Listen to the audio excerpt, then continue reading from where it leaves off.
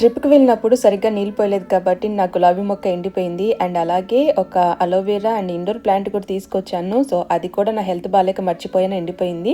So, నేను ఇంతకుముందు పాట్స్‌లో ఉన్న మట్టి అంతా ఒక దాంట్లో వేసి పెట్టాననమాట. సో, అండ్ వెజిటబుల్స్ కూడా దాంట్లో వేస్తూ ఉన్నాను. సో, ఎరువులాగా బాగా పనికొస్తుందని. ఈ మొక్క అయితే కొంచెం ఎండిపోయింది. అయినా కానీ రీప్లాంట్ చేస్తున్నాను. బతికిద్దో లేదో చూడాలి. పుదీనా కొమ్మలు ఉంటే తొట్లో అయితే నాటాను. సో, అలాగే కొన్ని సీడ్స్ కూడా వేస్తున్నాను. లైక్ వంకాయ అండ్ మెంతులు అండ్ ఇవి పచ్చిమిర్చి కోసం అని వేస్తున్నాను. సో, ఆ మట్టిలో నుంచి నాకు కొన్ని చిన్న చిన్న పిలకలైతే కనిపించాయి. సో, సాంబార్ కోసం కట్ చేసిన వెజిటబుల్స్ ముక్కలన్నీ దాంట్లో వేశాను కదా! సో, అవన్నీ ఇప్పుడు పిలకలు వచ్చాయి.